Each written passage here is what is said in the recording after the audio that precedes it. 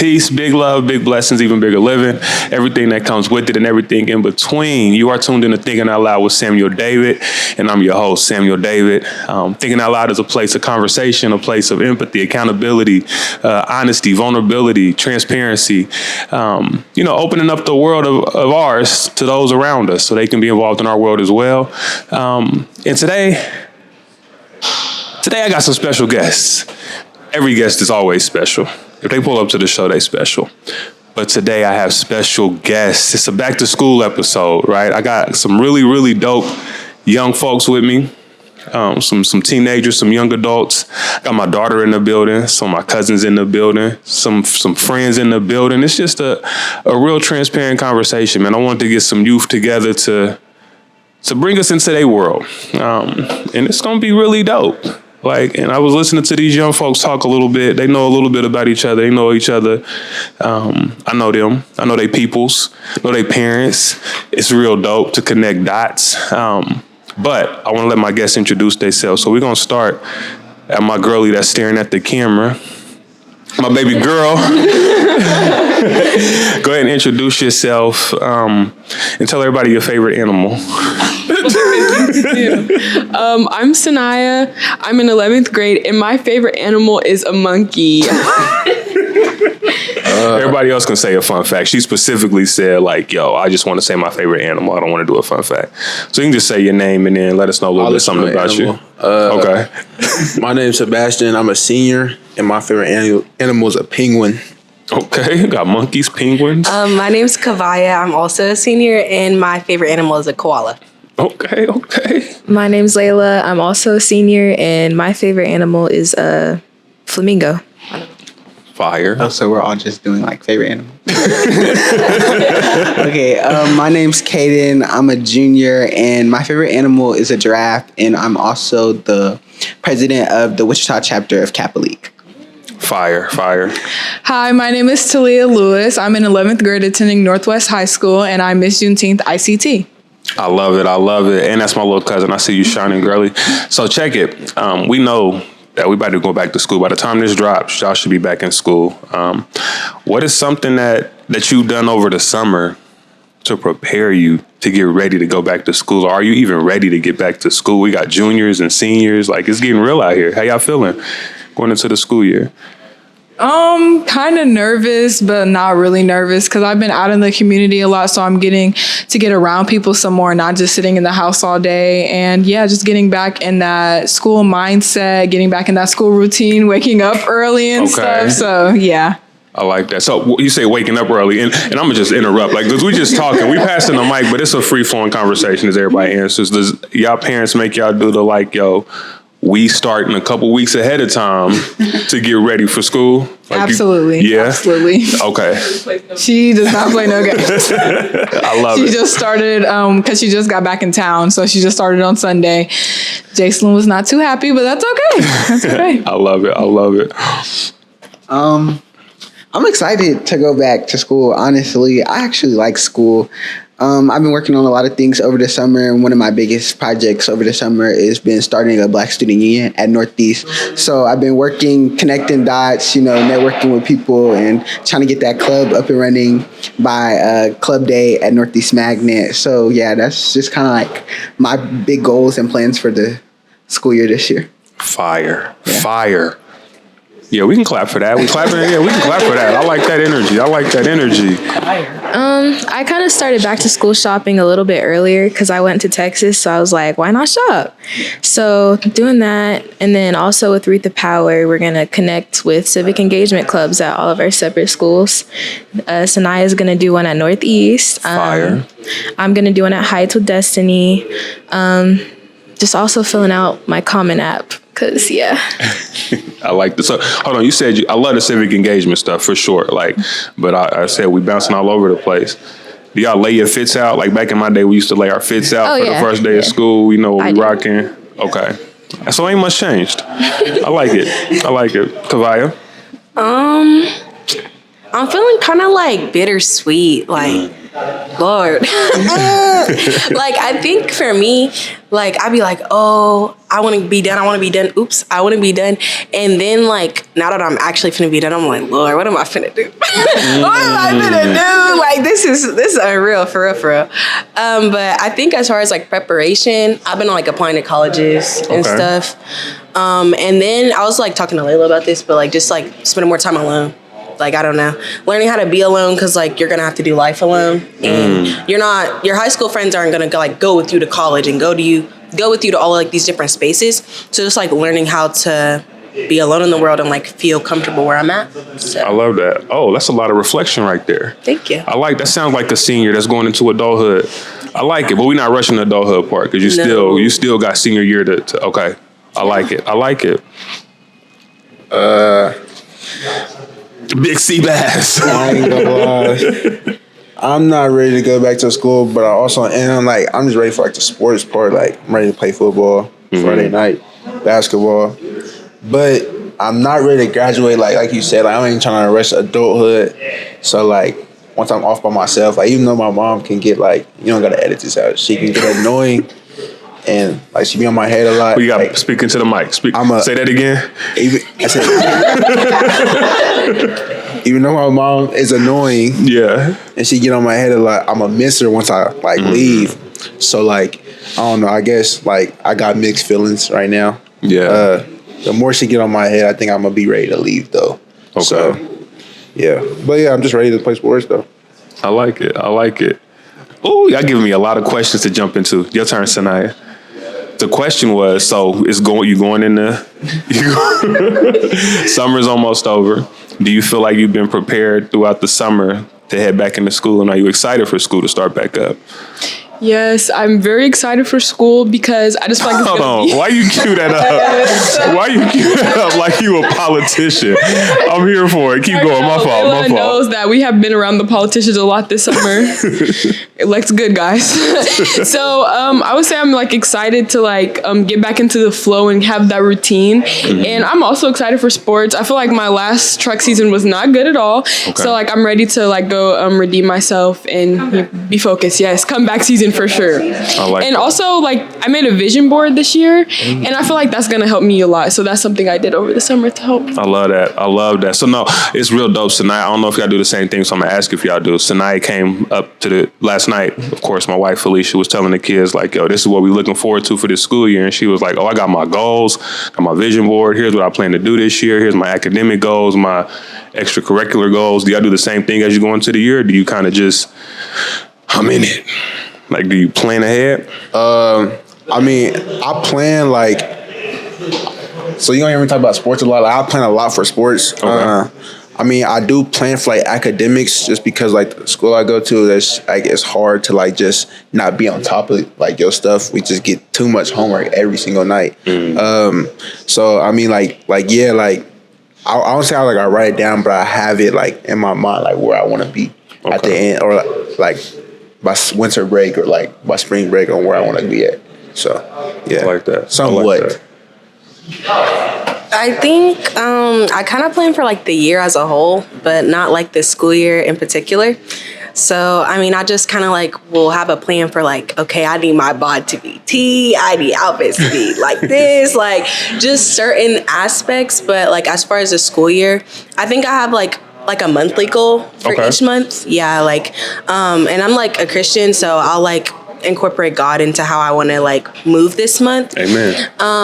And that's basically just, like, what I kind of do, but I wouldn't say, like, I have goals for the school year, like, individually. Okay. So. For sure. Yeah, I don't write mine down. It's usually just in my mind. Like, I just know what I got to do, and I just do it, you know? So just academic goals, like sports, also with the club. So, yeah, just planning ahead.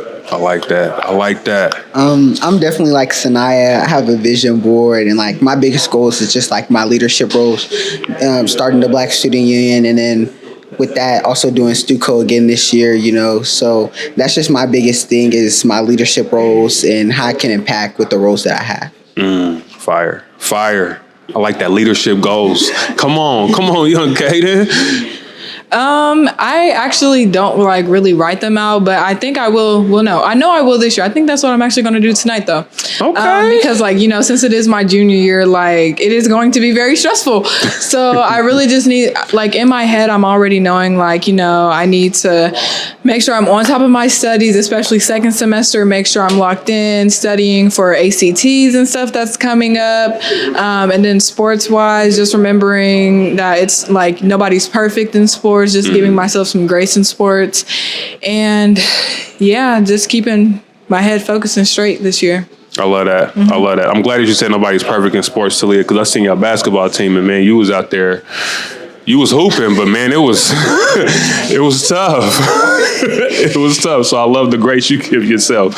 And I'm being funny, but I'm being for real, right? Because I think that's the thing that happens a lot of times as youth, or like you might strive for perfection and you feel like if you fall short, that it's the end of the world. When it's like, nah, you got another opportunity to go get better at this point, right? It's only the end if you quit.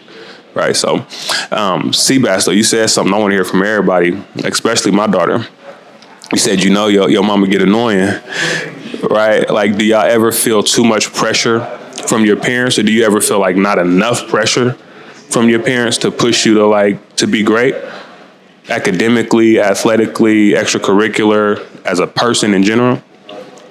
I feel like it's a perfect balance with my mom because she knows like how hard I am on myself. So she also gives me some grace as well. And like, she also reminds me a lot like that it's okay to mess up sometimes, and she also helps me stay on the right track. Like, hey, you need to do this, this and that. Like you need to make sure that you're doing this, like keeping my head straight on, and like, I don't know, like, it's just like a perfect balance with us. And yeah, I just need to start having her type of mindset. Like, it's okay to, like just fall down a little bit, but but she helps me get back up too. So yeah. I love that. So my mom has a very strong work ethic. Like, so she kind of pushes that on me and my brother sometimes. Like, her rule is like no C's. Like, C's don't fly. Like, if it's a C and lower, like, no. You don't got your phone, you don't got your car, you don't got nothing. Like, C's is a no. Is it the same for everybody? Anybody in here okay with getting C's?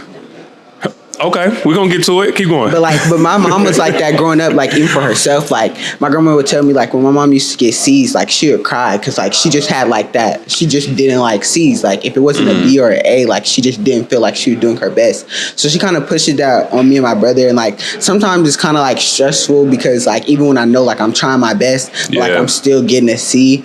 Like sometimes it's kind of like hard and stressful. But at the same time, it also pushes me to want to go harder because of where I want to see myself. Because I want to go to Howard University. So It's like where I want to go in life, it just pushes me to like, really go above and beyond so I can get to where I want to be. I love that. I love that.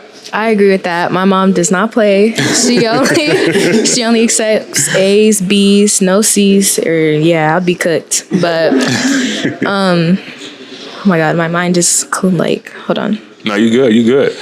Come back to me. For sure. I think for me, like, my parents are kind of like more traditional, but I'm like the child to push the boundaries. Like, I'm not gonna lie, I'm not gonna say like do what I want, but kind of in a certain like extent. I think my parents, as far as like parenting, they're like supportive, but they're also like firm. Like, I don't know. I think especially because like I'm a very ambitious child. They want me to like bank on myself in a way, like, you could do more, so why aren't you doing more, like stuff like that. But I think sometimes like they can be insensitive to like how hard the workload really get. Like, dang, I'm struggling right now.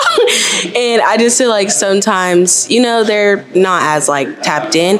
But I think for the most part, like they've always gave me the support I've needed. Like, for example, when I was like going through some mental health stuff and I was like, hey, I need to get in therapy, like they allowed me to have that access. So like, I mean, I think for the most part, they're pretty well-rounded, but every parent got their curves. So, yeah. Okay. Yeah, go ahead. Especially like with the season stuff part, like if you know my mama, we all know she's strict. So like when I was transitioning back into public school, because I was in private school for my middle school years, but when I was transitioning back into public school, I was really far behind because of the stuff that we were learning in my private school. Yeah. I think Kaden can agree with that. But yeah, I was just really far behind and I just wasn't like understanding because we were taught different curriculums and stuff. So my mom, she's really like like laid off a lot on like what she like, because she knows my strong suits. Science is not one of those things. Like I was really struggling really bad science freshman year. She's seen that and she's seen how hard I was trying and stuff. So it's also that like little leeway, like parents calming down and stuff, getting to know you better. Also communication with your parents is very important too. So yeah. I love that. Thank you for that added note on there. Yeah. So like my mom, she has like a really strong work ethic, you know. So she encourages me to do good, and like I already know, but like she's just very lenient on that. She just encourages me to do anything I want to do, and getting into college is also one of the things she wants me to do. So I'm just trying to do that. I love that. I guess I'm gonna speak on like the sports aspect of it. Like, yeah, we all been talking about school, but like if y'all know my mom, Yeah. like she real big on like if I don't do good in this game, then we gonna go to the car and it's gonna be an hour conversation or yelling about what I didn't do. But Yeah. she doesn't always like tell me like what I didn't do wrong. Like she'll tell me like how I can fix it. Yeah. We'll look at videos. Like my mom, like she's been around like basketball like for so long that like she doesn't know like what she's doing, but she knows what she's talking about. Yeah. And so like same with football. Like she's never played football, never saw football until I started playing, and so like she doesn't know like how to tackle. But she knows how to go on YouTube and look up a video on how to tackle. Yeah. So she has like her expectation for me is like through the roof because she knows my potential. Mm-hmm. But like we're talking about communication. Like we just started like learning how to communicate with each other without yelling. Because like yelling really don't get us nowhere. Like I feel like I've told my mom this too. Like she has like the intention on like helping us get better and like giving us advice, but she.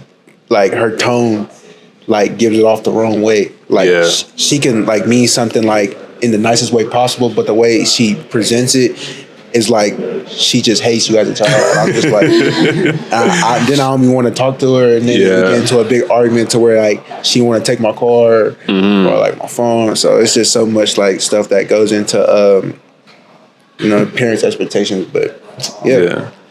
Ooh, communication is key. We're going to get into that, too. Ooh, this is the answer I've been waiting on. No, I'm playing. Speak your truth, Stink. Sorry, everyone went, can you say the question once more?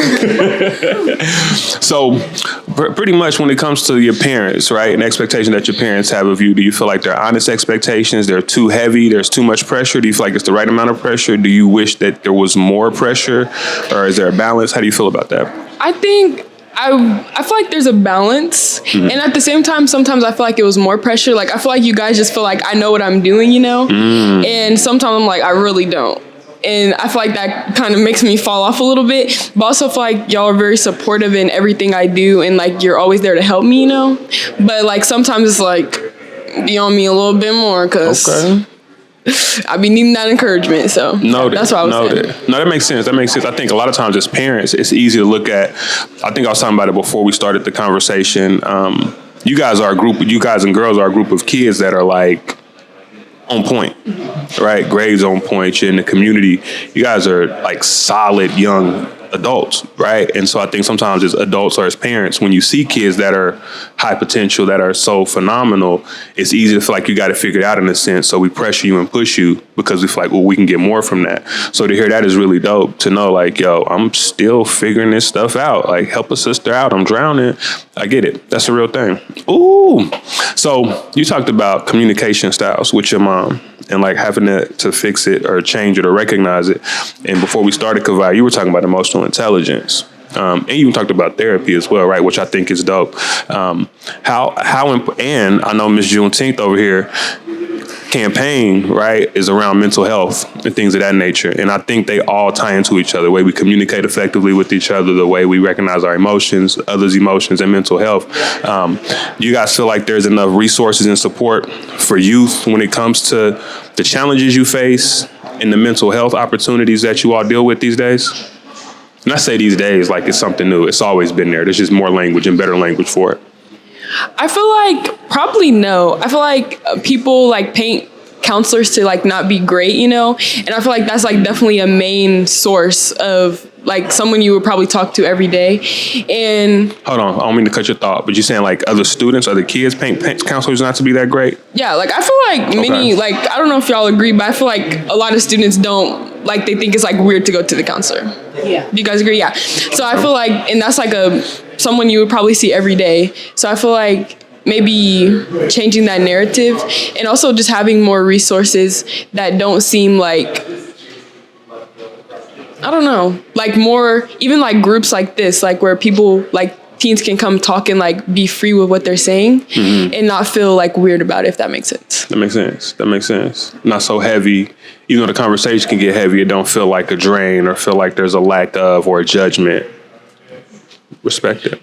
One more thing. Oh, I like how you raise your hand. School ain't even started yet. Go ahead. Also, I feel like if there was more representation in the school, like if I had a counselor that was African American, maybe people would feel more comfortable going to talk to them, you know? Makes sense. Like they can relate to you. If that makes sense. It makes perfect sense.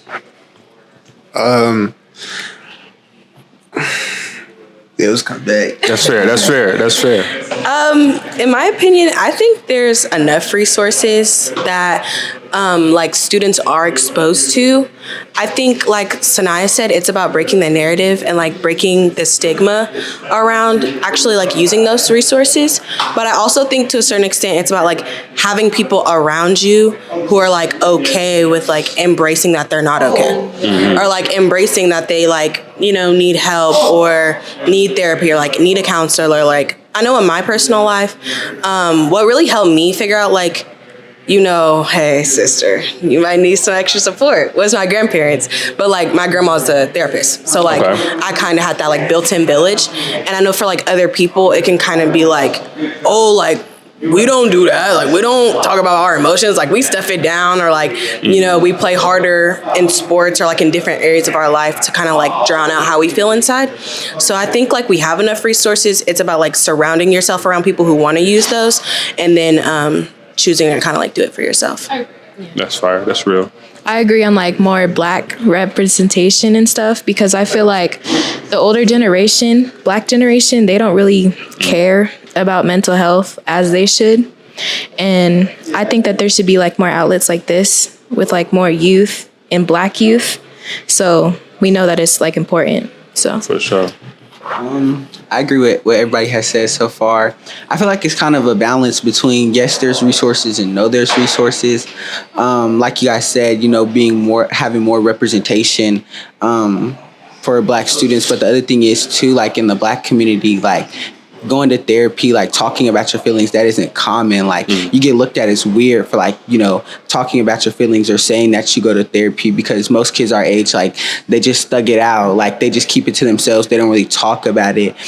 So they're not really healing. They're just walking around carrying emotions. And then that's why we have all of these teens that are acting out. And then we have all these different type of situations. And like the other thing is too, is like when we see these situations, like the first thing we do is like we judge and we label them, but we don't never get to the root of like why they're acting like that. Like I had a student board, I'm on the USD 259 student board, and before I came here I was at a meeting and they were talking about, okay, well, at your school, like, do they have the bathrooms locked, and why do they have the bathrooms locked? And I was talking about, it's not necessarily about why they have the bathrooms locked, because like we know that they're not behaving well in the bathroom, but it's like locking the bathroom isn't helping them. Who's going and talking to them and be like, hey, like I know you're using this as a way to cope. How can I help you find a safer way to cope? Like how can I help you find a safer way to like make sure you're okay, instead of just locking a bathroom, because that's not doing anything for them. So that's what I would just say. You know, sometimes people need to like extend that hand,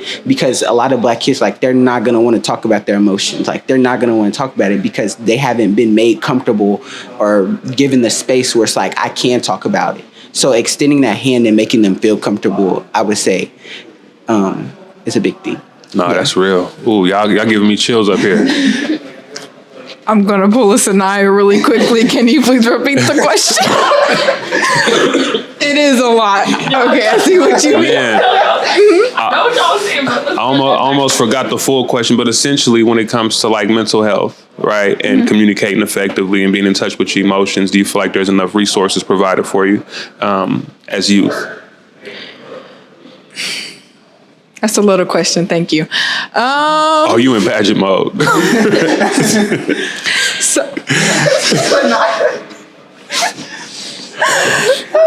okay, so I really feel like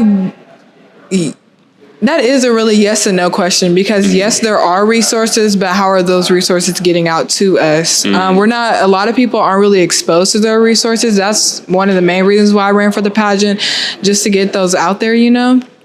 But I really feel like the community could do a lot better with hosting events, and not only just hosting them, promoting them, constant promotion, because if one person knows, and they'll tell another person that knows.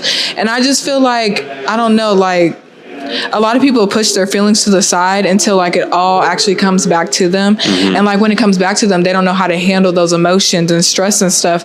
But I feel like that could all be prevented if we just all come together as a community and stuff. But it also is hard to do that because we know how bad it's getting out here with kids fighting and stuff like that all the time. It's very hard to have a peaceful event because everybody just wants to get their point across, but they're viewing it in different aspects and stuff, and they just can't see eye to eye. So yes, there are resources for us, but it's how we use those resources and how the resources get put out there for us to know about. No, that's real. That's real. I want to address what Kaden said as far as the route. But before I get there, what is the best way to get resources to you all, right? Because there's quite a few. So I'm a mental health advocate. I'm on the board of the Mental Health America. I'm the board chair. And I'm really big on making sure that our community is aware of mental health opportunities to grow mental health conversations and just sparking the conversation in general, right? I know there's a generational gap when it comes to promoting resources that are out there. What is the easiest way to get information to you all when it comes to things like that? Because us old folks on Facebook, y'all ain't on Facebook. Definitely social media is like Instagram, Snapchat, even TikTok. It only costs like maybe a few dollars just to make an ad on Instagram, just for better promotion and stuff. Because when I'm just scrolling, clicking through Instagram or whatever, the only promotions you see are like clubs and parties and stuff. But I don't ever see anything about mental health things or anything else that's going on in the community. You literally have to go to Facebook. And I know not a lot of young people use Facebook these days. So yeah, just doing that and like constantly promoting events and stuff. So yeah. Word. For me, I feel like it starts in the home. I feel like it starts with, with talking to your parents, because those are the closest people to you at the end of the day. Your closest people is going to be your immediate family, the family that you live with, the family that you see every day. So I feel like it starts in the home, being able to openly communicate with your parents, but also, the parents, like making sure their kids are comfortable enough to come talk to them. Because like if your kid doesn't have a good relationship with you, or you haven't made them feel safe or comfortable to come speak with them, then they're not going to come talk, and then they're just going to hold everything in. So making sure that parents, they're making sure their kids are comfortable, they're checking in on their kids. Like, because even kids, like, they'll act like they don't care, but your parent coming and checking on you, asking if you're doing okay. Like, even if you don't want to give them the real, like, inside that actually made you feel good. So it's like just the little things like that. Like, hey, let me take you out today. Just because. Like, that type of stuff, like, it make you feel good. So I feel like, like it just starts in the home. And so then once you build that comfortable space to where you can talk to your parents, then they can help you get, better resources, get you in therapy, get you talking to people and stuff like that who can actually really help you, really get to the root of your problem. So I feel like, it starts in the home. For sure. I got a question I want to ask on that, right? Because I definitely reckon it starts at home, for sure, right? Parents it takes a village, of course, right? But as parents, like, we are the ones who are influencing y'all going into this world, right? Do you feel like there's any conversations that are not just comfortable conversations, easy, comfortable conversations to have with your parents? And are there conversations that are like, I do not know how to even bring this up to my parent? Answer that. Answer the first one first. Like, are there comfortable conversations, easy conversations to have with your parents? Yeah, I'm a yapper, so like I'll yap to my parents. Like, I'll just go in my parents' room and like I'll just start talking about random stuff. Yeah. But like there are conversations, like it's hard to be a kid and like go tell your parents that like you're struggling, even if you have that comfortable relationship with them, because it's like you kind of take their feelings into consideration too. Like, how do you tell your parents? Like, especially being the youngest for me, I'm the baby, so it's like, how do I tell my parents that their baby is struggling? Like, how do I like seeing my parents' face or seeing how that affects them? Like, how do I like cope with that as well. So it's like taking their feelings into consideration too. So it makes it harder to have those conversations. But I feel like the more you start to have those conversations, the comfortable you'll become. And it'll just become easier as it goes on. For sure. Thank you for that, Kater. Are we answering that one? Yes, answer that one. Yeah, answer that one. I think it depends on like how close you are with your parents, because I'm really close with like my parents and my mom. So I already tell her everything. So I think it just starts there with like building that connection and relationship to be able to tell those hard situations, you know? Mm-hmm. So. Mm-hmm. I definitely think, wait, what was the question again? Sorry, y'all. Sorry. It's a two-part. We're going to answer the first part first. So Okay. are there any conversations that are just extremely comfortable to have with your parent? Can we answer both right now? or Yes. no? And then the other part, it definitely can. Okay. The other part is, are there conversations that are difficult or like hard to even bring up to have with your parent? Yeah. I think for sure, like Layla and kind of Kaden were saying, like it does depend on the bond that you have with your parents. But I also think it depends on how like receptive your parents are to what you say. Because like, I mean, conversation is nothing without comprehension. So it's kind of like, if they don't get where I'm coming from, it doesn't matter. Yeah. But I definitely think like, yeah, there are like some topics that are easier to discuss with like my parents, probably like sports or like pageants or even like mental health, just because of like the village I come from. And they're more like open and receptive to like understanding mental health. But I definitely think like there are other like hard conversations and like, not to take it there, but low key like sexual life and stuff. That's low key hard to talk about with your parents. Like, oh, it'd be like, let's not actually. So I think though too, it just like depends on like how comfortable your parents are with what y'all talk about, and just kind of too like I said, or how receptive they are. So we're going to keep the mic moving, but I got to hit on that one, right? So you talked about like sexual conversations are difficult to have with your parents. If you have that bond with your parents, right, but that's still a difficult conversation, who do you have the conversation with? Low-key friends. This is where your community come into play. I'm not gonna lie. I'm not gonna lie. And like, don't get me wrong, friends don't always like give the best advice, because like we're all teenagers, like we're all experiencing it too. But I definitely think like friends or like a mentor has been like a big one. I'm the youngest as well, but like I have older siblings, so like, no, actually, I don't go to them. What am I talking about? I don't go to them, so never mind. But, like, you could, I mean, if your bond is, like, that close with your siblings. But I think for me, I definitely go to my friends the most, just because it's, like, you understand where I'm coming from. Like, we can relate. We can, like, talk. And it, like, not be awkward, because, like, I get you and you get me. And, like, I think parents get so caught up on, like, that's not what you're supposed to be doing. Like, da-da-da. Like, it can be kind of hard to, like, really have, like, a heart to heart. So I definitely like go to my friends or like a mentor. So yeah. That's real. I also forgot the question, but I ain't gonna make you repeat it. So I'm gonna answer like Okay. So I remember a little bit. But listen, so I think like there is comfortable conversation like I can have with my mom, but like to a certain extent, like I didn't really have like a dad growing up, so there was things like I couldn't talk to my mom like about like boy things. Yeah. So I would run to my grandpa. Like, so those are the uncomfortable conversations I can't have like with my mom. Not like that it's a secret to her, but it's like things that I don't feel comfortable coming to my mom about. So like I run to my grandpa, like any like even Sam, like I go to any like father figure I have like in my life. And like to piggyback off like the mental health stuff, like I'm gonna get a little vulnerable. Yeah. I'm going on therapy for like a year now. Solid. And like solid.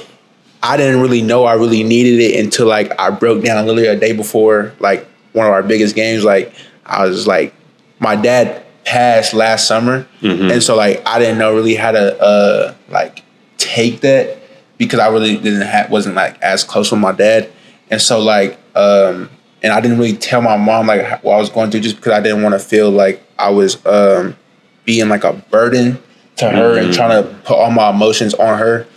And just like Katie was saying, like seeing your mom like reaction when you tell her like you're not well right now is like one of the biggest things. I don't want to see my mom like cry or like have any type of like see me in any type of way.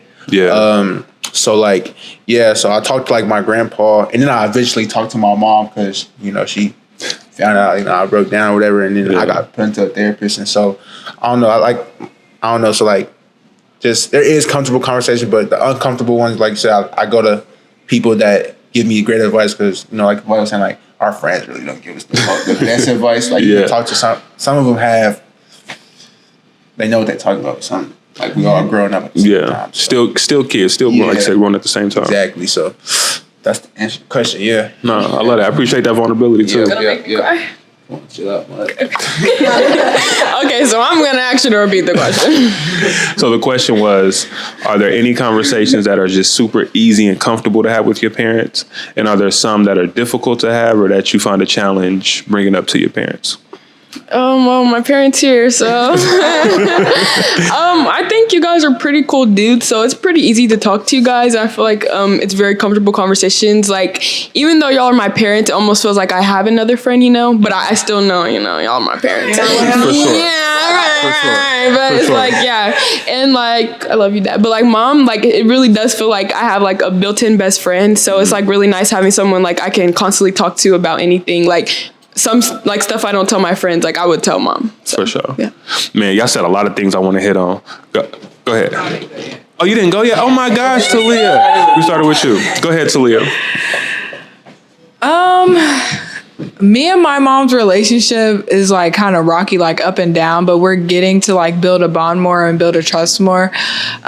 Just because like, I want to say my freshman year, in the beginning, my Mimi passed away and I was really struggling really bad. And growing up, I didn't really like talk about my feelings much because like, I mean, I couldn't even understand them myself. Like I wasn't really like, I grew up around like my family were very strong, like we're very strong minded people. So I didn't really grow up with a lot of vulnerability like that. So like, now that I'm getting older, I'm learning how to tap into my emotions more, tap into how I feel more.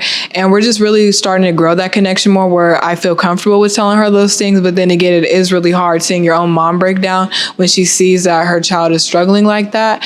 But I feel like the more that those conversations are normalized, the easier they are to have with your parents and stuff. And yeah, like uncomfortable conversations, like Kavaya was saying, like anything to do with relationships and stuff, like anytime like, oh yeah, like they're cute or whatever, like I don't ever bring those up to me. And it's not because like, because my mom, like she, okay girl, like she's one of those moms, but then again it's just like I don't know, like it's kind of like, ooh. So then, yeah, I do run to my friends about those conversations, but like a lot of my friends are older than me. Like they're going to be seniors this year. Some of them in college. So they give me really good advice and stuff on what to do. But like my friends that are my age, go get some sister. Like, no, like that's literally like how it is. Like, it's just like, no, not like that. But like, See, I was trying to chill. I'm like, is this one of the friends? Oh, no. No, but no, they're like literally like shoot your shot, sister, like go after that, you know, like, but like more like mature friends or whatever, like it's also who you surround your people around. So like anytime like I have something to do with that, I always run to them first, and they're like, okay, we'll think about this, like how it like relationships with God are important to me. So like how is their relationship with God, like how is their mindsets going, like and then it's also about like a mental health type of aspect too, like how's their mental health doing, are they only doing this to get over somebody or like do they genuinely like you? So it's those conversations as well. But I mean, I'm getting more comfortable with telling my mom about like who I'm seeing and stuff, and like talking to her about like a new person that I'm interested in and stuff like that. But yeah, it's a growing process. I will say that. It is a growing process, but like, yeah, I don't know. It's just, yeah. No. I'm tracking. Now I got 3 points I got to hit before I ask y'all the next question. So the first one is the parents is friends thing, right? And I used to be big on I'm not your little friend. But I think it's important that parents be able to demonstrate what friendship looks like, right? So you don't have bad friendships, right? I as a parent, I should be able to show you what love, what accountability, what is humorous, things like that when it comes to like what a true friend looks like. Now I ain't your little friend. You feel me? But at the same time, I should be able to have a strong display of what friendship looks like for my kids. Right? Look, me and Lil Sam, me and my son probably have a similar is what you and mom have, right? Which I think is pretty dope. Second piece I want to hit on, therapy. I'm glad that y'all are huge advocates, that y'all are participating in therapy. I don't even like hearing put in therapy, right? Because that's like that sounds bad, right? No, therapy it should just be a natural practice for everybody. I think it's something that you should have as much as you have doctor checkups if you're dealing with something or struggling to navigate something or how you feel or need to get to the root, because your therapist, your counselor is a trained professional who is non-biased, who's able to identify as you open up what it is that you're dealing with, help you get to why you're dealing with that, and then get the next steps, right? Friends, of course, are dope. They got good advice, sometimes got bad advice, but therapists are trained professionals to help in that space. And then there was a third one I wanted to hit on. Parents. I don't know if y'all know this or not, but this is y'all parents' first time doing this. Like, it sounds crazy to think about, right? This is your parents' first time being a parent, unless you got older siblings, of course, right? But it's okay for them to feel a way when you present them with a situation, right? Because they are still trying to figure it out, and give them grace if they have a poor response, right? Because they're still trying to figure it out. Hopefully, if they do have a poor response, they follow up with accountability, right? Because y'all feelings are the most valid, right? When it boils down to it. But just remember that it took me as an adult to realize that with my mom, like, oh, she wasn't a mom before. She went through this the same time as I'm being a kid. So I just had to share that out loud because it was on my heart as y'all was talking about the parents and whatnot. So this is a little bit about y'all individually. We've been talking about y'all individually. Y'all good still? We still rocking and rolling? I like it. So on the podcast, when I have one-on-one conversations, a question that I ask traditionally is it's called the mirror moment, right? A mirror reflection. And I ask the guests to imagine that you are in a room full of mirrors. And obviously, if you're in a room full of mirrors and you by yourself, you see yourself. Normally, you can't see your blind spots. You can't see behind you. But in a room full of mirrors, you see everything. Front, back, side to side, up, down. And whoever goes first is probably at the biggest disadvantage because everybody going to have some time to think about the question. But as you are in a room full of mirrors, right, what do you see in yourself, about yourself? Like that reflection moment. Does that question make sense? It's kind of hard. We can skip it if y'all don't want to dig into it. Oh, no, we don't have to skip it. Yeah, so if you're in a room full of mirror, right? And when you think about yourself, like when you look in the mirror, essentially, what do you see? I see a young girl that's just trying to navigate through life and who sometimes struggle to continue going, but she still does because she knows why she's doing it. And a beauty aspect on it, because me personally, growing up, I never thought I was beautiful. I never felt that way. But a girl that is trying to grow into her skin, get more comfortable in her skin, that don't view her insecurities as a weakness because, or try to hide her insecurities, because at the end of the day, our biggest insecurities will never go away. They'll always still be there. So just finding comfort in them and being okay with them because I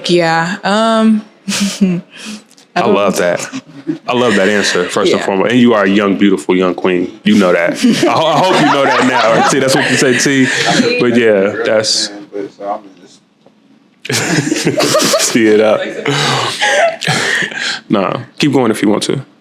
I think that was it. Really just a girl who's just really trying to find herself and not letting all the negative things that have hurt her in the past control her future. Because a lot of the times when I was growing up, especially middle school years, never got called attractive or anything like that. So just having that mindset still stuck in there, no matter how hard you try to push it back, it's going to come back. even like me showing up today like with no lashes on, that's a big, like I've been trying to work on like not wearing lashes and stuff because I have to find my inner beauty. I have to be comfortable with myself because like those aren't always an option because the lashes are going to fall off. You're going to run out. What are you going to do? You can't just be scared to go outside just because you don't have no lashes on or nothing like that. So just finding comfort in my own skin again, remembering like, and then like what I also do is like I look at little kid pictures of myself. Like, I don't know, I was just such a cute little kid. So just remembering that little girl and bringing that joy back to me, like this is who you are. You're not who they say you are. And just constantly reminding myself that it's okay and not to listen to really what other people say. I love that. I'm a Tia too. T.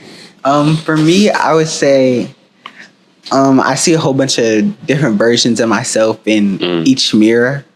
I feel like growing up, I have always tried to be different versions of me to fit other people's needs. Because when growing up and being bullied at a young age, I never thought that I was perfect enough, like just being Kaden.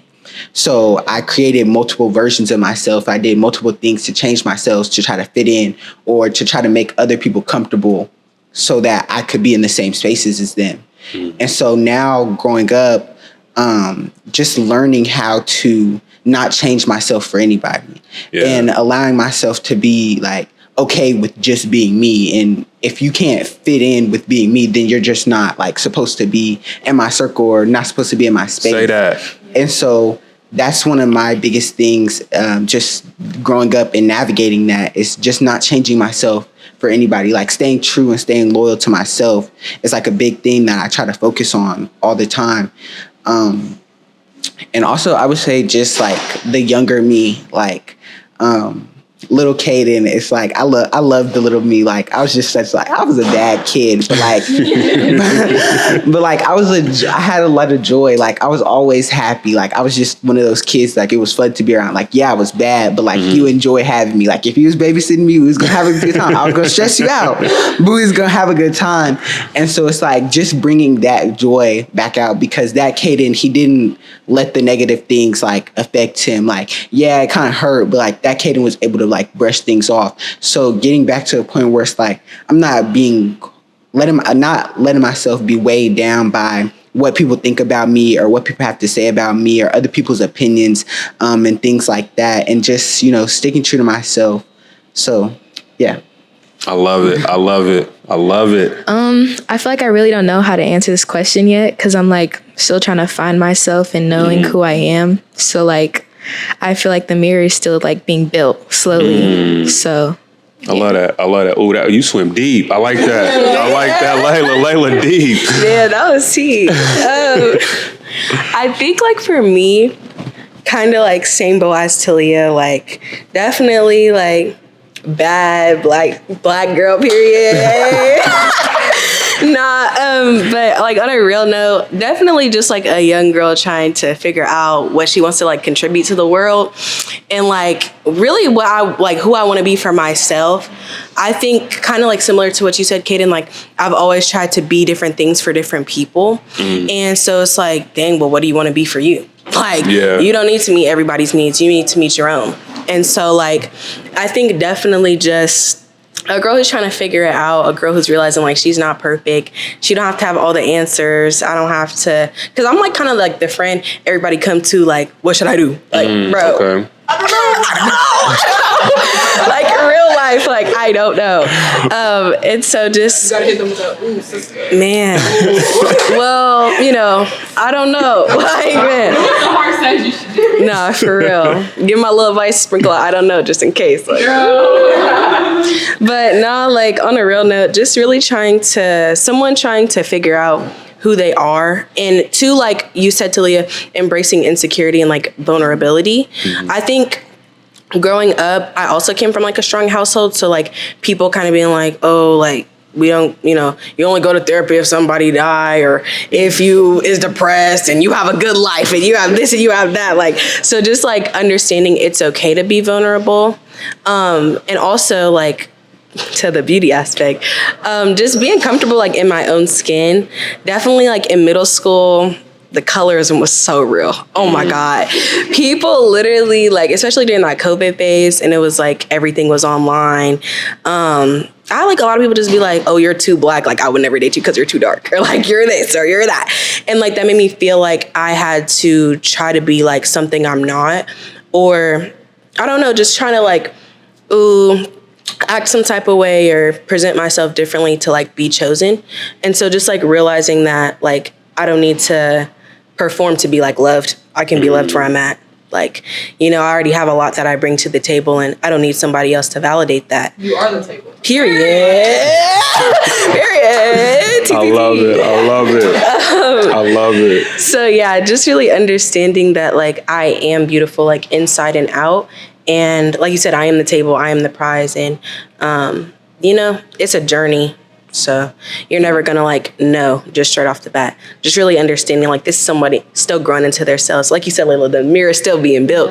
But I can kind of see what the mirror has. You know, that's like where I'm at. So I love it. I love it. Oh, y'all young kids is deep. I love it.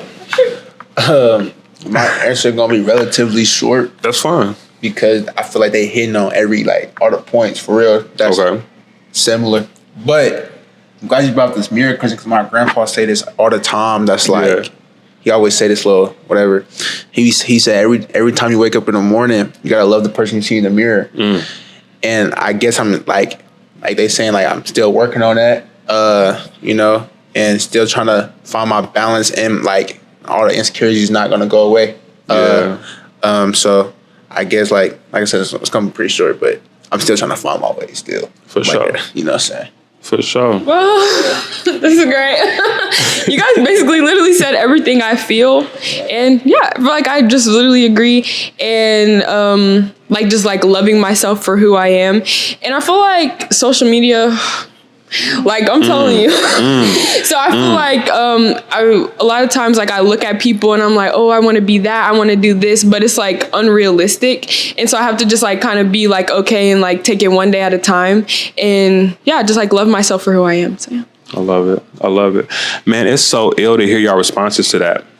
Right. And because like I said, I sit with adults, I sit with therapists, I sit with educators, entrepreneurs, artists, whole gamut of folks, and we have one-on-one conversations. And a lot of times their answers are very similar to what y'all all said at 16, 17 years old, right? So if I was to put anything on that, it's to remember that life is a cycle, right? Like y'all are still young, but that's relative because y'all have lived a life so far. But it's going to continue to be a cycle, right? So as long as you love yourself, like you said, look at the person in the mirror and love it, you're going to be straight. Because there's going to be moments where you feel like you the shit, excuse my language, right? It's going to be moments where you feel like, oh my gosh, I don't like me, right? But if you just remember, you the shit, right? Like you're going to be straight because there's going to always be something that you want to change, something that you fix, something that you see and that you want, right? But remember and be grateful for what you have, right? And know that if you treat what you have with love, with respect, with grace, with the highest level of appreciation, everything you want is going to be on the way. You know what I mean? And I got to hit on the piece, like you said, social media. Ooh, wee. So I come from the era, we used to go to the library to get on Black Planet. You don't know nothing about Black Planet. Black Planet was before MySpace. Look how y'all looking at me like, what the heck? Y'all probably don't even know about MySpace, right? MySpace was, you know a little bit about it? Yeah. Heard of it. It's crazy. But it was a social media platform where you had your top friends, your top 5, all of that stuff. Got a lot of people in trouble back in the day. But then we graduated to Facebook, and it was at that time just a collection of legit friends communicating with each other online. Somewhere down the line, friends turned into followers, right? Friends turned into fans. Then you get Instagrams, you get the Snapchats, you get all the extra social media where everybody is putting their life on camera, on the phone. I say that's how I grew up. Y'all were born into it. When y'all think about social media, is it a tool? Is it an entertainment? Like, do y'all believe what y'all see on social media? What is it like as a teenager when it comes to social media in the 2020s? Okay, guys, I'm ashamed to say, but I am addicted to TikTok, okay? I forgot to mention TikTok. Oh my gosh, yeah. TikTok is social media. 100%, yeah. Okay, yeah. So I feel like it can be a tool because I feel like I learn a lot of things on TikTok, but I also got to look it up later sometimes. And I also feel like at the same time, it could be bad, like just depending on how much time you spend. Like I said, I feel like sometimes I could compare myself to other people on social media. So I feel like it kind of just depends, and like setting a time limit for yourself also, like not spending your whole entire day just watching TikTok or scrolling on Instagram, because watching people's stories can absolutely be so draining. And it's like genuinely, they're really probably not living like that. They could have took that picture last week. Like, and you never know. And you're over here like, dang, I wish I was there, but they're not even there. So I feel like it's just kind of like having to like set that boundary for yourself and like knowing the real from the fake, doing your research, and just not letting it consume your whole life. For sure. For sure. I'm gonna talk on behalf of the sports world. It can be a tool, but it's also like not a good thing, because like today I just posted like a workout video. That's good for like the scouts and people that's recruiting you. But then you see like these kids that's like number one recruits in their class, or like people who like reclassified, and like a lot of these kids like I played growing up. And it's just like, they're not really that good. But then you got to think about the politics that some kids got dads that like are college recruiters. Some kids got dads that like got connections. And so you might like, oh, I'm here with them, but you don't know what's going on behind the scene. Yeah. So like, that's why a lot of people now, they post their clips day and night. And then like they go to camps, like they got to work a little bit harder to get where they want to go. Then you see these number one recruits that like, not saying they didn't work hard, but they got a little bit more connections than you just don't really know about. And then you see like these kids that's like playing in third grade, but they're really in the fourth grade. Yeah. And they're 6'6". And so crazy. You really think they third grade, but they're not. And so they're playing kids that they know they're better than, but they weren't really confident in themselves, and just didn't think they can get there playing with third grade. So, I mean, like Shania was saying, like social media is just a lot of expectations that's like, it's unreal expectations. Okay. So, I mean, it's a good thing, but it's also like trash. For sure. Yeah. For sure. While you passing the mic, and I heard everything, you can keep passing it. I heard everything y'all both said. I'm over here blown, bro. You got facial hair under your chin. What the hell? I ain't seen you in a long time. No, I'll be taking it off a little bit. Okay. Stop worrying me to distract us from the topic. Go ahead. I definitely think, like Sanaya said, it's kind of like both. Like, it can be a tool to feel seen. I think, like, understand, like, at least for myself, just, like, mentally, and even, like, in life as a teenager, like, understanding, like, there's other people that is going through, like, your same situation. Like, especially on TikTok, like, you'll see videos that you relate to, or, like, in the comments, like, what happened? Oh, I was looking at, like, this Christian TikTok, and somebody had commented something that, like, I just really related to, like, dang, I am not the only one, like Janae said, but, like, in a good way. Sorry. Y'all are hilarious. Yeah, so I think like it can be a tool to like feel seen and like accepted, but it can also, because just like the way we are as people, be like a comparison tool. Oh my gosh. Like, especially when you like on Instagram, like, ooh, this is why. I'm not gonna say like I'm not an Instagram advocate, but at the same time, like, y'all take time to deactivate y'all Instagram. For real. For real. Like, it will let you just like feel so much more free. But especially like on Instagram, you'll see so many like models, BBLs, big booty, skinny waist, like dang, like, and they get so much money pulling all the, bad dudes, like NBA players, NFL. Like, you'd be like, dang, like, when my time?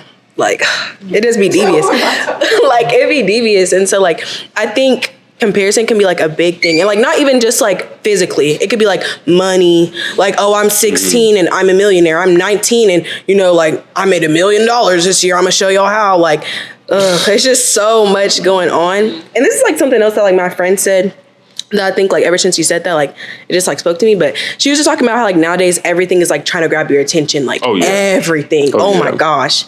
And so I think like that can be a good thing or that can be a bad thing, but just like really understanding like while you're on social media, like having a mindful social media presence. Because I feel like when you don't, that's when you're gonna like scroll forever. That's when you're gonna be like, what am I even watching? Like some stuff I'll be like, them AI videos. Have you ever seen it? Like I'll be like, what am I even watching?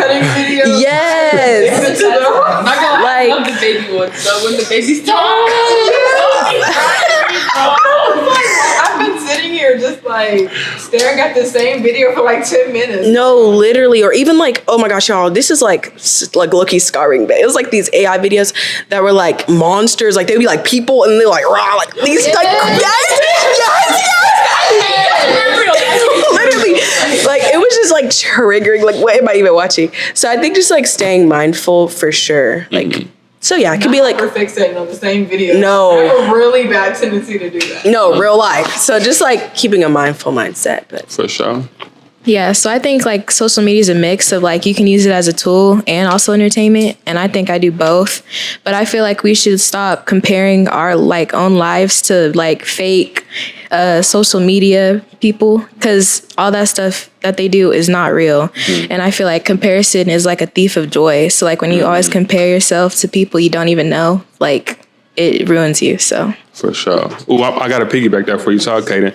Comparison is 100% the thief of joy, and what you don't realize when you're comparing is you don't know what they had to do or what they had to go through to get that thing that it looks like you think you want, right? Like you could be scrolling and see somebody with a big bankroll, not realizing they got a payout because their parent passed away. You feel me? Like it's so many little things that you don't even think about or consider as you compare yourself to stuff. So I like that you said that. Yeah. And another thing with comparison, I feel like sometimes we do it without thinking about it. Like after being on like a social media for so long, it's like you compare yourself, but you're not even thinking like, oh, I'm comparing myself. If that makes sense. Okay. That makes sense. That makes sense, Stink. What I would say is about social media is like I feel like it can be a good and a bad thing. Me personally, I kind of base it off of like who I choose to like follow and stuff. Cause like I'm totally like in my era of like, okay, if you're doing something that's not really reflecting something that's positive or that's going to negatively affect, block, unfollow, like no for real, because like people like sometimes people like they just pour all their feelings onto social media and it'd be like, okay, like why are you expressing all of this on social media? Like, I get like you need an outlet, but at some point it just gets to a point where okay, we don't care. Because we can't like how are we supposed to be like people be in their notes like arguing in notes? Why are we arguing in notes? Like why are you spending your time doing that? You just look dumb. So it's like okay, like it be stuff like that where it's like okay, I'm not even gonna entertain you. Like you're just not even gonna like be able to have access to me.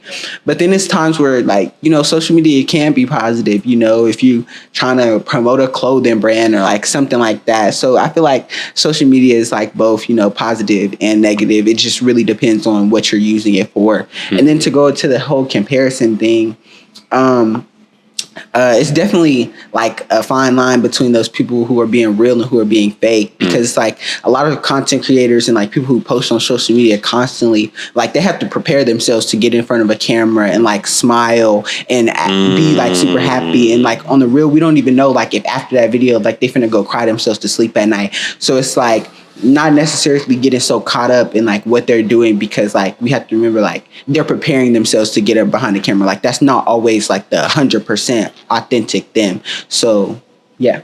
Boy, you gonna be a preacher. I would just say I agree with what everybody was saying. Like literally it's just like how you use it. Like it can be a tool and it can like be a negative thing. Like social media is really draining and stuff like that, especially with the comparison thing. Like especially since I just earned this title, summer's been taken away from me basically. Like I'm looking at like all my friends' stories, like, oh, they just went there and did that. Oh, they're doing this right now. What is Talia doing? But I really just have to remember, like, I'm doing something good too. Like, I may not post about it all the time, but I'm still doing something with my life. And the difference is, like, what I'm doing with my life is helping my future. What, like, this one night party that they're going to, how is that contributing to their future? Maybe just another, like, story or whatever, but mine can have an impactful meaning on somebody else's life. And I feel like, yeah, you really just don't know what like people go through beyond the cameras and stuff like that. Because I've had multiple conversations with people and they're just like, oh, well, I didn't know like you struggle with this and that because like this is how you present yourself online. And it's just like, why would I present myself in a vulnerable way to other people? Because I've always viewed like vulnerability as a weakness. I am getting out of that stage or whatever because vulnerability is good, just to show people like you're human and like we all go through the same things and just in different ways and stuff. But like, I don't know. It's just like, it's just like, I don't know. But it's just really like, you just really have to remember, like, not everything you see on camera is real and stuff.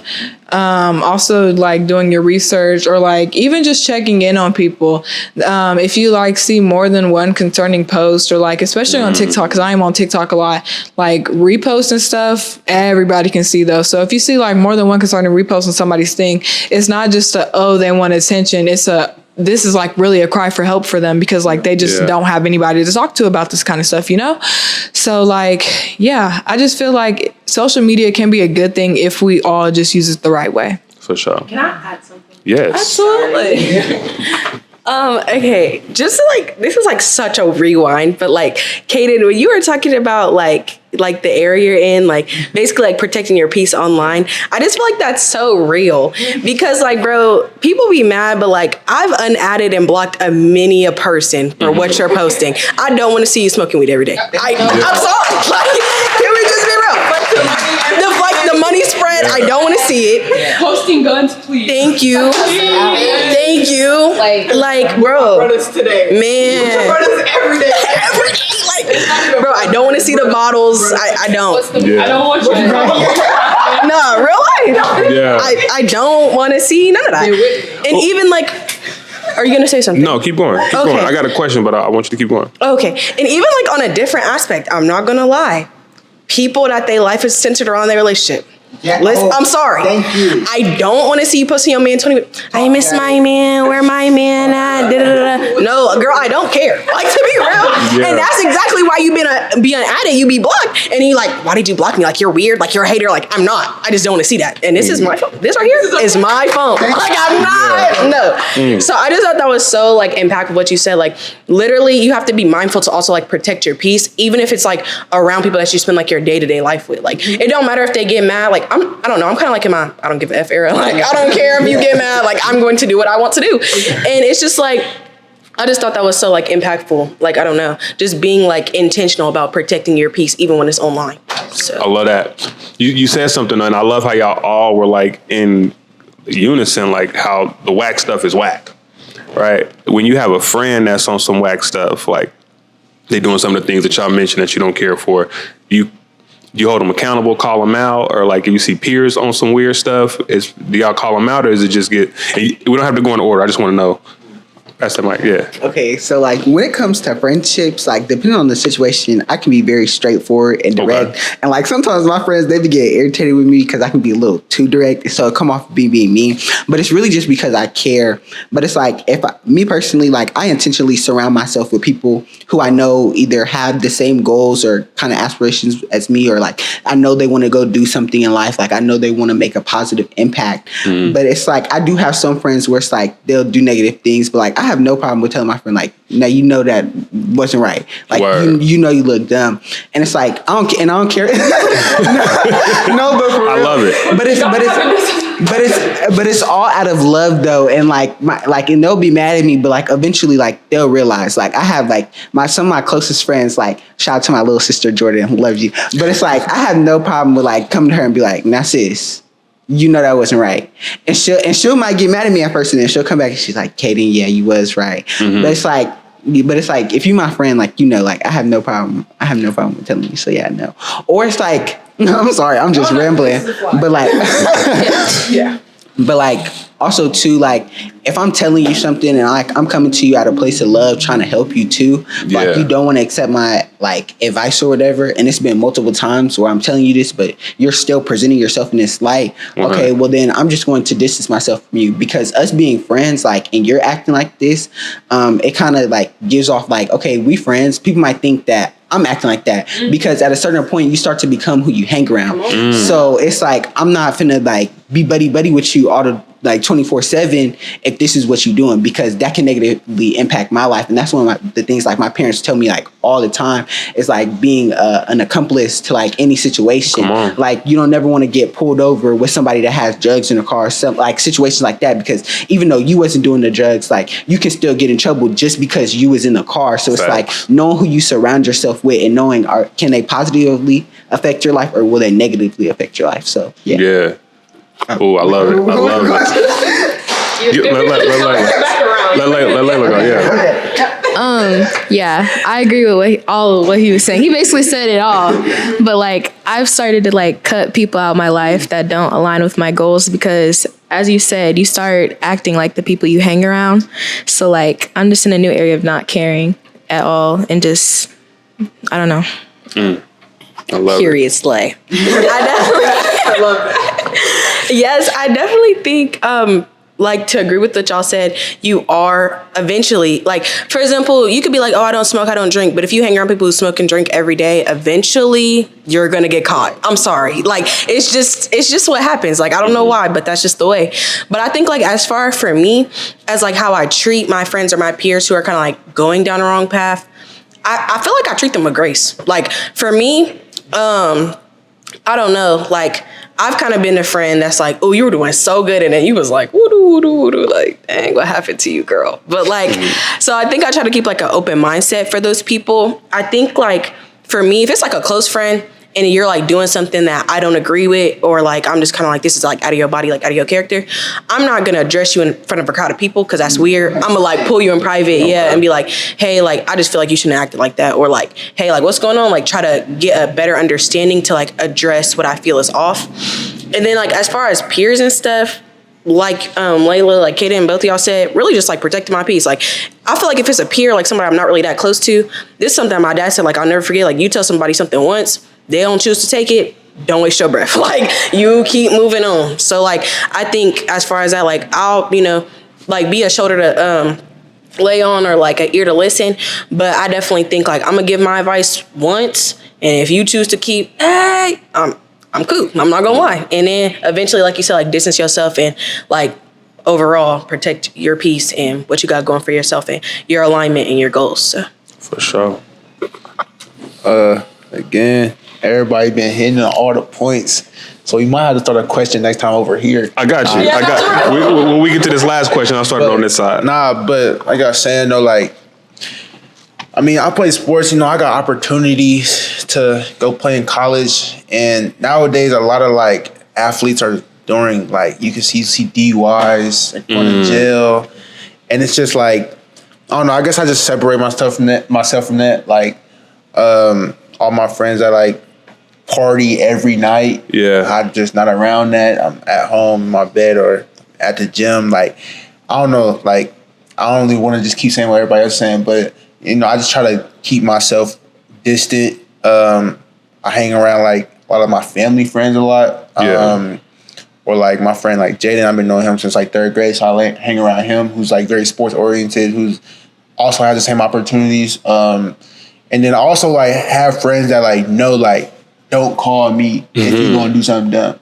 Like, I have friends, I'm not gonna say no names, but I had a friend the other day, oh, you trying to go to this party? No, because I know what's going to happen. Yeah. And then you going to drive home drunk. And I don't know what's going to happen after that. But I know what could happen.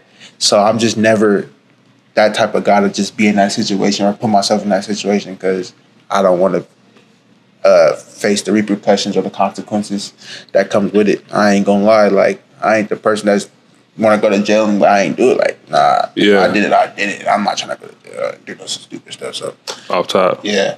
Off top. And I'll knock your ass out. With love. Well, I definitely agree with what everyone else said. And I want to like say what Kavaya said. Like, I strongly dislike people who like you give them advice and like you give it to them so many times and they just don't listen. And it's just like, there's literally nothing else I could do for you. So please don't come to me with this again. Like, it gets so draining telling someone the same thing over and over again if they're not going to listen to you. And I feel like it's definitely important to be there for people like that though. But it's just like, you kind of have to set that boundary. Absolutely have to set that boundary. And with peers, I feel like more disappointed, I guess, like when I see people like I know like you're better than this, and I know your mama don't even play like that, so I don't know why you're posting this. Yeah. And it's just like I feel disappointed, but it's just like there's nothing I can do, I'm not gonna lie. So yeah. Is that the question? That was the question. Okay, period. And I love even like, Talia got it too. Talia's last. Thank you, long legs. For me, I just view it from a loyalty aspect. Who I have my loyalty towards the most, like what Kabai was saying. Like if I'm close with you, homegirl, you was in the wrong. Like if my friend is like telling me like, yeah, girl, she did this. Okay, but what did you do? Like, how did you contribute to make the situation worse? So it's really, just pointing them out on accountability and stuff. And also what Kabai was saying, giving people some grace, because we do all struggle with things that we just don't tell anybody about. And like, you don't know like why they're doing this and this every day, but it's also good to also check up on these people to figure out like, hey, how can I help? Because I know it's like, hey friend, like I see you kind of getting down there. Like, how can I help you get back up there? You know? Yeah. So yeah, just helping, bringing your friends up and stuff like that. And then like what Sanaya and Kavai was saying with that, I'm not finna keep telling you the same thing over and over and over again. Cause at this point I'm just wasting my breath, especially when it comes to boy problems about my friends. Please do not keep telling me the same boy, not even man, little boy is still playing on your phone and acting up. Like, okay, like, all right, leave him. Oh yeah, I will, girl. Back together the next day. Well, girl, he did that. Oh, like what am I, at the end of the day, what am I supposed to do about it? I can only give you advice on what you should do, but that's your decision at the end of the day. And if you're not going to take my advice the first time I say it, I'm just going to have to say, well, you know what I'm going to say. You take it how you want to take it. But I don't know. You just have to make sure that you and your friends are comfortable with having those conversations. And if they're not, then let them struggle by themselves, I guess, because like if you only receive the help that you want. If you don't want help, you're not going to receive it. If you don't want the right advice, you're not going to take that in for yourself. So I'm just not going to waste my breath telling you the same thing over and over and over again.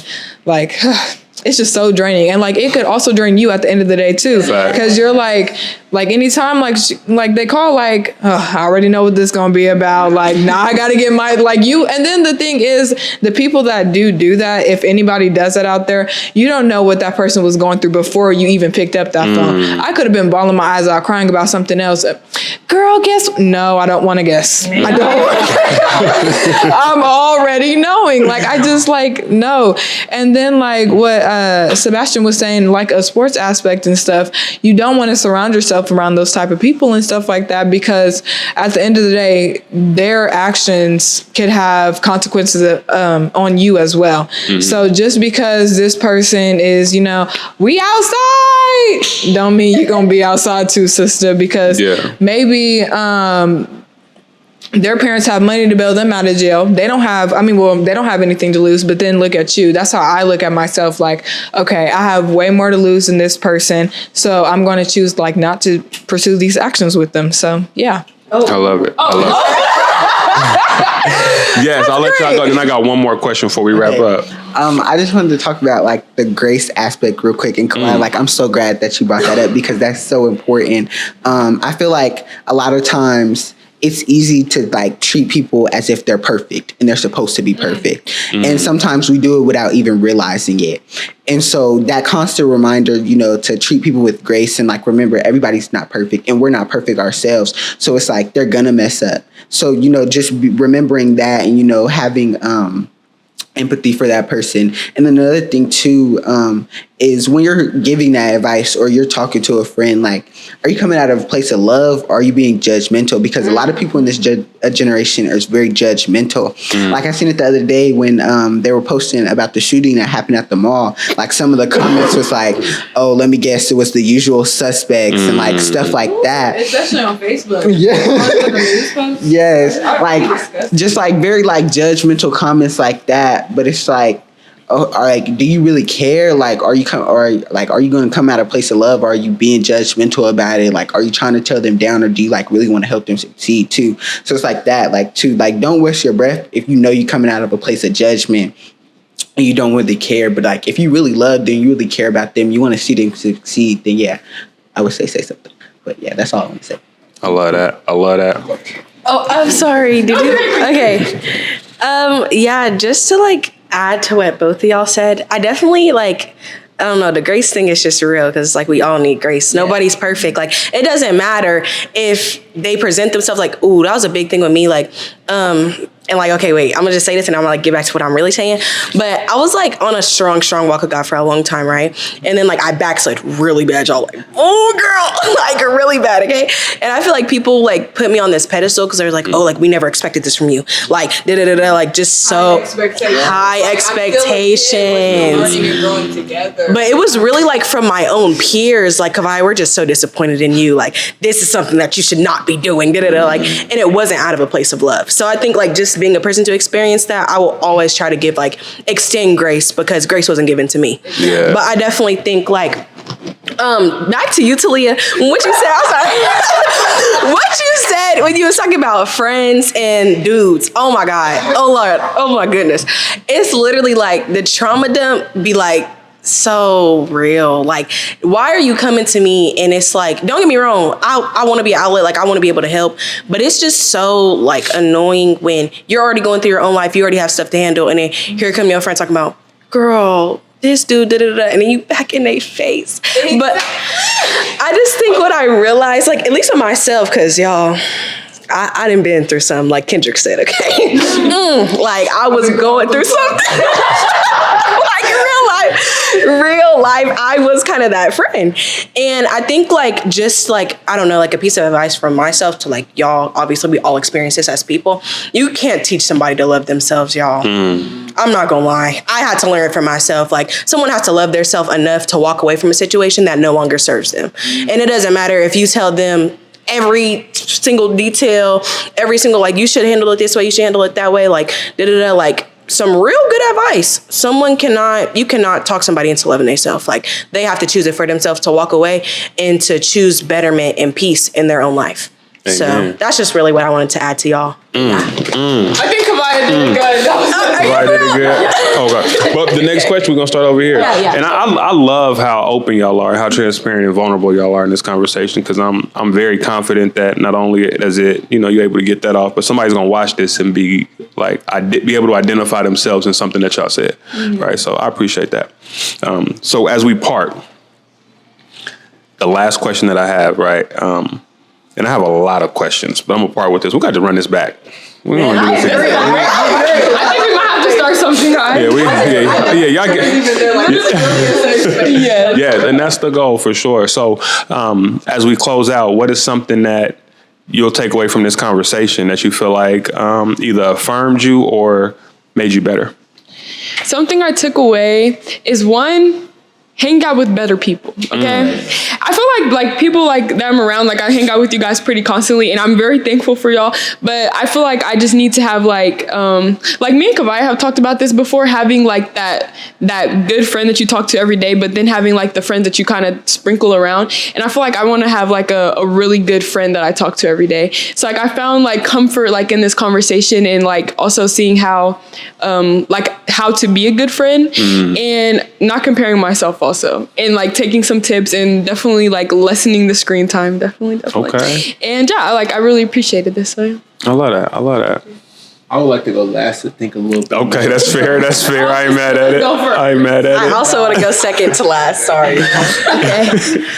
Something I took away was like to start protecting my peace more, and stop putting people above me, and start being a little bit more selfish and like just protecting my peace. I don't know. I love that. And there's nothing wrong with being selfish at all sometimes. But I feel like the biggest thing that I took away was that there's so many other kids that are like us. Like us as teenagers, like we go through a lot of the like same things. Like we were all able to relate to each other on each question that we talked about and the things that we said. And so just kind of building more of a sense of community within us. Like, we see that we have these same differences and we can connect on so many levels. Okay, so how can we make this bigger, and like, how can we come together more? Because like, we see all the teen violence, we see all the things that are going on, but instead of like, talking about the problem, like, how can we fix it? So that was just kind of like my biggest takeaway. And it was just more empowerment to like start the Black Student Union at Northeast, because that's just an area where like-minded teens and kids who are struggling just like us can come together and have a safe place to be vulnerable, to talk, to have fun, to enjoy life. So yeah, that was just kind of my biggest takeaway. I love that. My biggest takeaway from this whole conversation was that you're not alone, and that we all go through the same thing, just in different fonts. So just because I'm going through something doesn't mean that the other person isn't going through the same thing. Like, it might not be the exact same thing, but in their own way, and that there are other young people out there that are just like you guys, very sociable, very conversational. And like, that's just how I am. Like, I'm very bubbly. Yes. But I don't know. Just like really just knowing that I'm like not alone, and that like you guys face the same problems I do, like if not every day, almost every day. So yeah. I think for me, like my biggest takeaway probably was just like, I don't know, understanding that like it really is important, like who you hang around and like what you hang around. Because I think like just on a different note, I try to give like sometimes too much leniency to people, like, oh, well, they're doing that, but like they're gonna get out of it, or like they have a good heart, but they're just like doing the wrong things, like da da da da da da. And so I definitely think just being more mindful about like who's in my space and who's like accessing my space as a person, and just kind of like, I don't know, wanting to be around people like with like mindsets like y'all, like, y'all are mature, emotionally intelligent, like, let's go, okay? But I think just like surrounding myself around people who like not only want to grow for themselves, but like want to see me grow too. So. I love that. Yeah, I guess I'm the last one. Why did you pick that? So I would say one thing that like I took away was that I guess like coming into this, I really thought like when we talked about mental health, I thought I was gonna like the only one like who like either dealt with it or felt some type of way about it. And like I'm not the only one I like to see. Yeah. And so like I don't know, I just guess like just being able to talk without judgment and without somebody saying like it's wrong that you should feel this way is like I guess like great thing for me. So that's really what I learned, and I just want to say I appreciate you guys for listening to me and having a great conversation. I love it in a real way. I love it. Listen, Thank you for bringing us here together. Yeah, 100%. Listen, that's the goal of this show, right? I Thinking Out Loud in general, right? Is to be a space of vulnerability, transparency, being comfortable, right? I talk a lot, but I kind of chill on this show, and I hope I didn't intercede too much on y'all getting y'all thoughts off, right? Because I always got advice. I'm a parent. I'm a coach, right? So I always have something to offer. But it was really dope to sit and listen to you all. Listen to you all be vulnerable. Listen to you all be honest. Listen to y'all open up with each other. And knowing some of y'all didn't even know each other before we started the conversation. So that was really dope. And I'm just excited to see what y'all accomplished this year, right? Not just in school, but in life. Because y'all all have like the most amazing, bright futures, right? Whether it be sports, whether it be the clubs, whether it be civic engagement, whether it be leadership, right? Y'all got some dope shit going on, right? And I always say that my house is the house where my kids' friends feel comfortable. And so to know that the show is also a space for that, for the youth to feel comfortable and to be able to open up. And I'm hopeful that y'all are able to get my number if y'all ever need an adult to reach out to have a genuine conversation if you don't have a resource, right? Because it's important, right? And I'm prayerful and I'm confident that everything that y'all working towards is going to meet y'all halfway. No C's this year. Amen. No C's this year. But continue to advocate for yourselves in this life, right? Because you get one of them. And to hear that y'all go through some of the same things that adults mention, that adults deal with, right? It shows me as an adult that people are people, And that's one of my biggest things. People are people are people, and we all going through this life thing. So y'all just keep being dope, man. Keep creating community. Keep creating outlets. Keep running on your platform, right, for mental health, right? I can't wait to see what cracks off with the Northeast Black Student Union, right? I'm gonna be hearing all about it. The Civic Union joint, right? I love how you taking time to take care of yourself, right? We got Root the Power cracking. We got sports moving, right? Like y'all have amazing futures. When I was y'all age, I didn't have stuff like this. I didn't have adults to have genuine conversations with, right? I don't want to say like back in my day, we used to walk 15 miles in the snow and all of that, right? I have said that before, but I'm saying that to say like it's really dope to be able to be a olive branch for the youth, right? And I'm hopeful again that once y'all leave from here, that y'all keep this conversation going. If it's a group chat, if y'all meet up at Top Golf, whatever y'all do with y'all lives, right? Continue to be productive. No shade. I didn't even think of that. My bad. No disrespect. Dave and Buster's, whatever y'all do. Like I'm being dead serious though, right? Like continue to be a light for other kids, because it's a lot of kids that may not have some of the same resources, some of the same language, some of the same community that y'all have, but all it takes is for somebody to see you.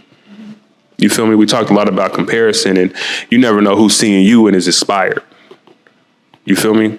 So continue to be great on purpose. Tell y'all parents thank you for letting y'all pull up to the show.